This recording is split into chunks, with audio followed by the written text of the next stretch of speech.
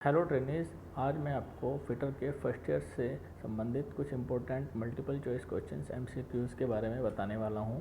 पहला क्वेश्चन है कि व्यक्तिगत सुरक्षा कौन सी है।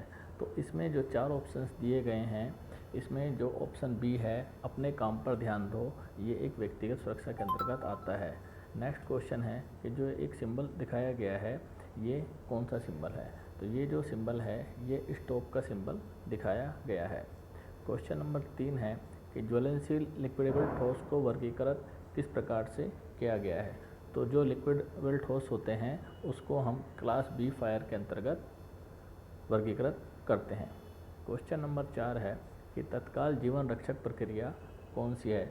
इमीडिएट लाइफ सेविंग प्रोसीजर क्या है। तो जो हमारा फर्स्ट एड है वह एक इमीडिएट लाइफ सेविंग प्रोसेस के अंतर्गत आता है। नेक्स्ट में एक वार्निंग साइन दिखाया गया है, तो ये बताना है कि वार्निंग साइन क्या है। तो ये एक वार्निंग साइन है जो अनगार्डेड को शो कर रहा है। नेक्स्ट क्वेश्चन है कि लकड़ी की अग्नि कागज कपड़े के कारण लगी आग किस क्लास के अंतर्गत आती है। तो इस प्रकार की जो आग होती है वह क्लास ए फायर के अंतर्गत आती है। नेक्स्ट क्वेश्चन है कि कार्बन टेट्राक्लोराइड और ब्रोमो क्लोरिडोफ्लोरोमीथेन BSF जिसको बोलते हैं, इससे भरा हुआ कौन सा अग्निशामक यंत्र होता है। तो इसका आंसर बी है हैलोन। फायर एक्सटिंग्विशर जो होता है वो इस प्रकार का होता है। नेक्स्ट क्वेश्चन है कि कौन सा यांत्रिक व्यावसायिक खतरों के अंतर्गत आता है। तो इसमें जो ऑप्शन डी है अनगार्डेड मशीनरी, वह एक मैकेनिकल ऑक्यूपेशन हजार्ड के अंतर्गत आता है। नेक्स्ट क्वेश्चन है कि किसी घायल व्यक्ति के ब्लीडिंग को कैसे रोकेंगे। तो इसमें जो ऑप्शन दिया गया है इसमें देखेंगे तो ये लास्ट वाला जो ऑप्शन है कि घाव पर दबाव देकर, ऑप्शन डी, हम उसके ब्लीडिंग को रोकते हैं।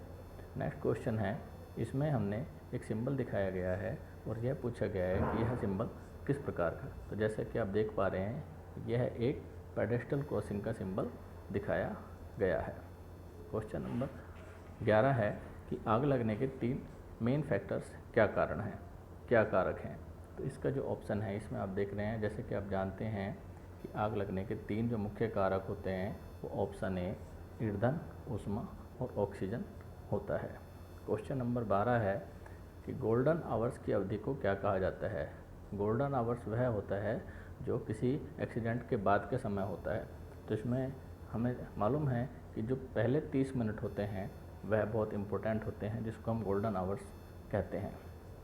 नेक्स्ट क्वेश्चन है कि कार्यस्थल पर दुर्घटना से बचने का सबसे पहला स्टेप क्या है। तो हमें अगर कार्यस्थलों पर दुर्घटना से बचना है तो हमें सबसे पहले सुरक्षा सावधानियां यानी कि ऑप्शन सी को फॉलो करना चाहिए। नेक्स्ट क्वेश्चन में एक सिंबल दिखाया गया है, तो पूछा गया है कि यह सिंबल क्या शो करता है। तो यह एक रास्ता देने का सिंबल दिया गया है। क्वेश्चन नंबर 15 में लिखा गया है कि जो बेकार कागज़ के लिए अलगाव के लिए बिन्स का कलर यानी कि वेस्ट पेपर जो होते हैं उसके जो हम किस कलर का जो बिन होता है उसमें डालना चाहिए। तो ये इसके लिए ऑप्शन बी इसका आंसर है, ब्लू कलर का इसका बिन होता है। नेक्स्ट क्वेश्चन है कि ये एक सिंबल दिखाया गया है कि ये रोड साइन जो दिखाया गया है ये किस प्रकार का साइन है।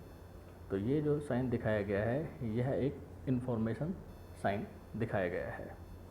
नेक्स्ट क्वेश्चन है कि ज्वलनशील और बहने वाले तरल आग के लिए किस अग्निशामक यंत्र का उपयोग किया जाता है। तो जैसे कि आप जानते हैं इस तरह के अग्निशामक यंत्र के लिए हम फोम एक्सटिंग्विशर का हम प्रयोग करते हैं।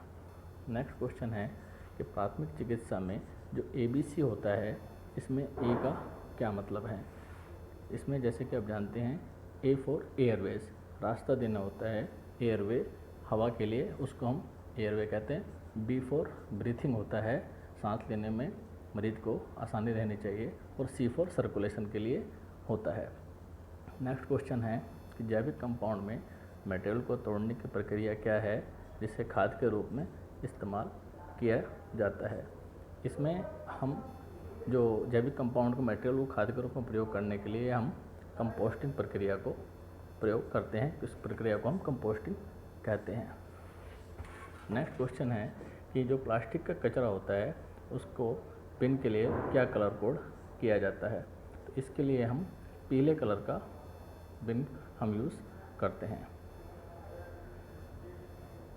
नेक्स्ट क्वेश्चन है, इसमें एक रेती का फिगर दिया गया है और एक्स मार्क किया गया है और पूछा गया है कि यह क्या मार्क पार्ट है?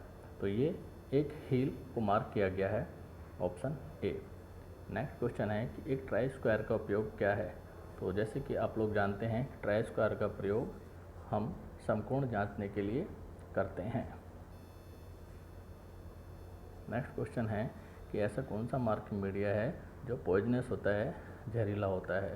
तो कॉपर सल्फेट जो होता है वो एक जहरीला मार्किंग मीडिया होता है।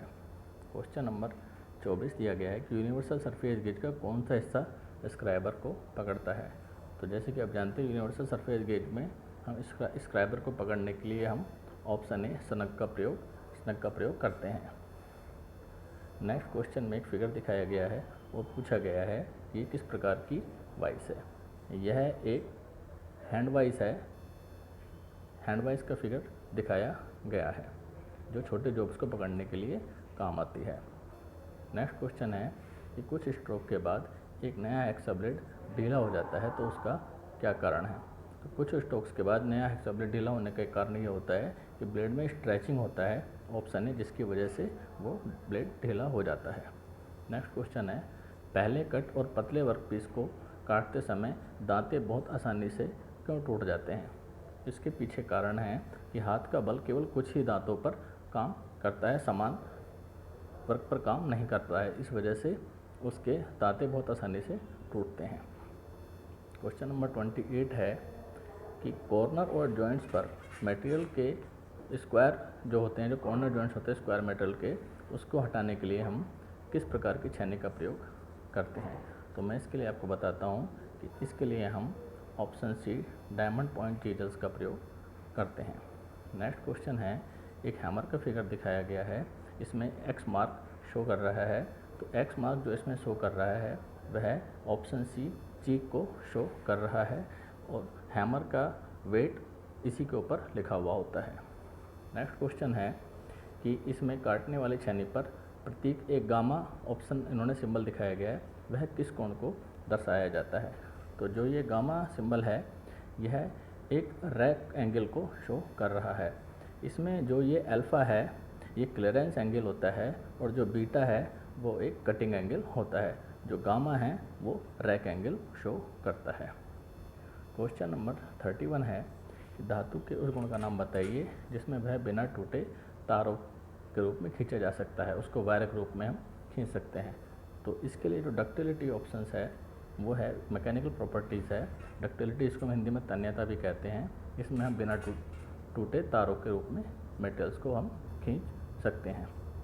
नेक्स्ट क्वेश्चन है कि थिम्बल के एक डिवीजन की स्पिंडल मूवमेंट क्या होगी जब स्पिंडल थ्रेड अगर 0.5 mm पिच का है? तो जैसे कि आप जानते हैं कि इसके लिए जो हमारा ऑप्शन होगा वह 0.01 mm जो लीस्ट काउंट होता है माइक्रोमीटर का, ये वह दिखाया गया है। नेक्स्ट क्वेश्चन है, इसमें एक फिगर दिखाया गया है और पूछा गया है कि इसका रीडिंग कितना होगा। जैसे कि आप देख पा रहे हैं इस फिगर में जो ये 0 शो किया गया है यह 35 से थोड़ा सा आगे है और 36 के पहले है। तो इसके मेन स्केल का जो रीडिंग हो गया है वो 35 mm हो गया है। साथ ही साथ इसमें इन्होंने दिखाया है कि जो 20वां वर्नियर डिवीज़न का 20वां हिस्सा मेन डिवीज़न के पार्ट से मिल रहा है। जैसे कि आप जानते हैं कि वर्नियर कैलिपर का लिस्ट काउंट 0.02 होता है और उसको मिलने वाले भागों से मल्टीप्लाई करते हैं। तो अगर हम 20 को मल्टीप्लाई करेंगे 0.02 से तो ये निकल कर के आएगा 0.4। तो ऐसी स्थिति में जो हमारा ऑप्शन आंसर होगा वो 35.4 ऑप्शन रहेगा। नेक्स्ट क्वेश्चन दिखाया गया है कि बेवल प्रोटेक्टर है कि इसका क्या रीडिंग है। इस बेवल प्रोटेक्टर में भी आप देख पा रहे हैं कि यहाँ पर ये 41 से आगे की तरफ दिखाया गया है। साथ ही साथ आप देख रहे हैं कि इसके जो मिलने वाले भाग है वो यहाँ पर 35 से आगे है। इसमें आपको पता है कि हर एक डिवीज़न 5 मिनट का होता है, तो 35 के बाद ये 35 के बाद 40, 45 और 50, यानी कि ये ऑप्शन हमारा सी आएगा, इसमें बी आएगा जो 41 डिग्री और 50 मिनट्स।